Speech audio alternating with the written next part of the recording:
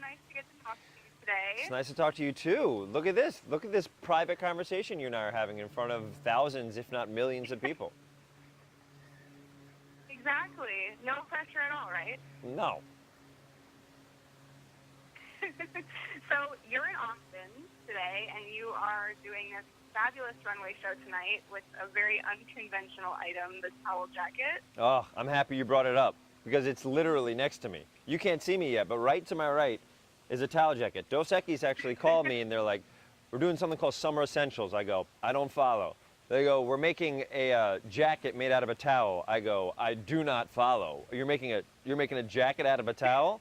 They go, yeah, limited edition, 2000. I go, I'm in. Let me talk about it on camera. Let me be the one that tells people that this exists. And they let me, and here it is, right here.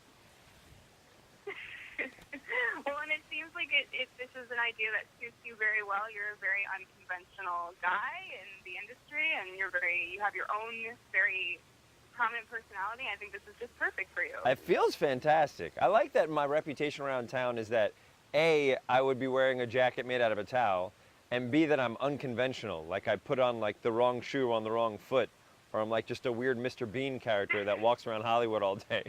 But you keep it interesting, and that's what's important. I keep it interesting, or as Dos Equis says, interesante, copyright, trademark. I'm sure I had to say all those words.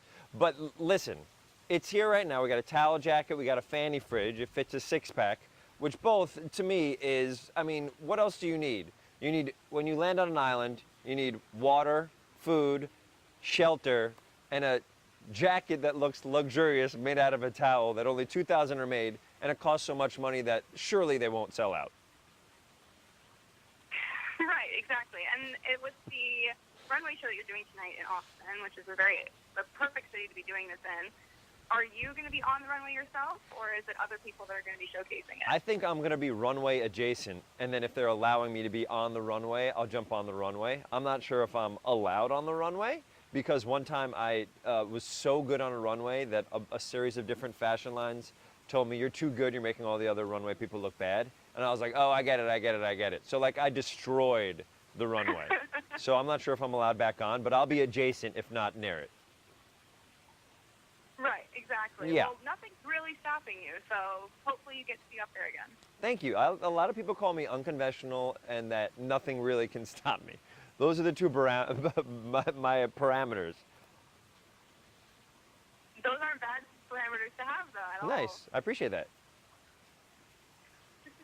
So I know that you are in Austin for the towel jacket and Yes. fanny pack, but I would love to talk to you about the film that's just been getting all the buzz on the internet right now, Sonic the Hedgehog. Sonic the Hedgehog.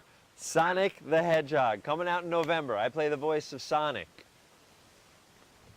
How did you end up landing that role? I landed that role because at the very beginning, see, now what's happening, what you can't see is the pool water is coming on me. But in my head, that's what summer is. You know what I mean? Pool water, jumping out of the water and coming onto your face and you acting like you meant it to happen. I got that job because at the very beginning when they were going to shop the movie around, they did a test of it.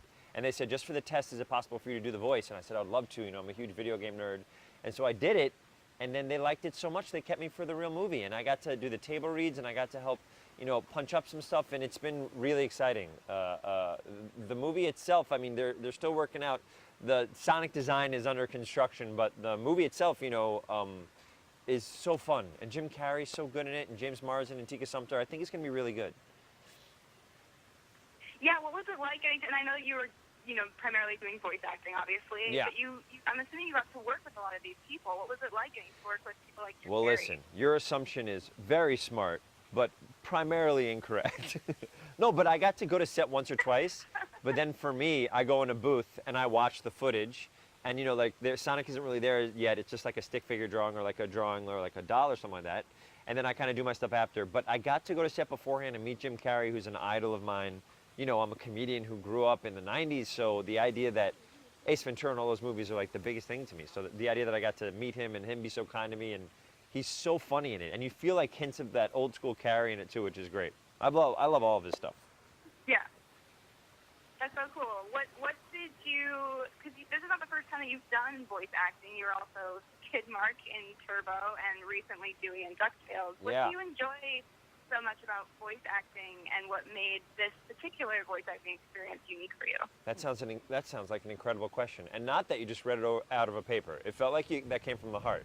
Do you know what I mean?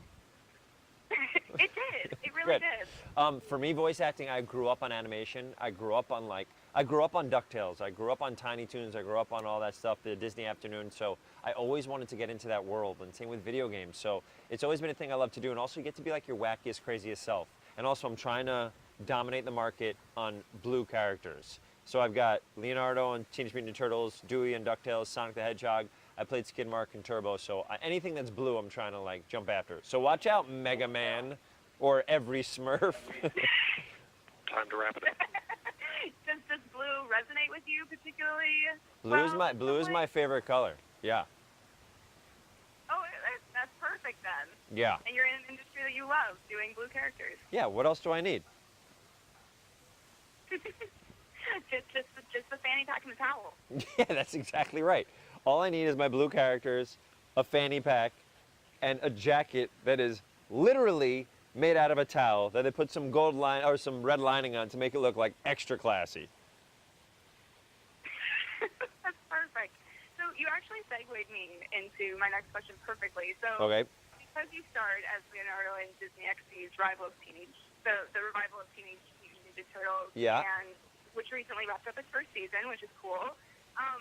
What is it like getting to play characters like Dewey and Sonic and Leonardo, all these characters that we all kind of grew up with as kids, and now you're portraying them on screen? What's that like? It's amazing because when I was growing up, we would all go to the Bronx, we'd go to my friend David Fernandez's house, and we would all watch these things together, and it was like a thing we would do after school.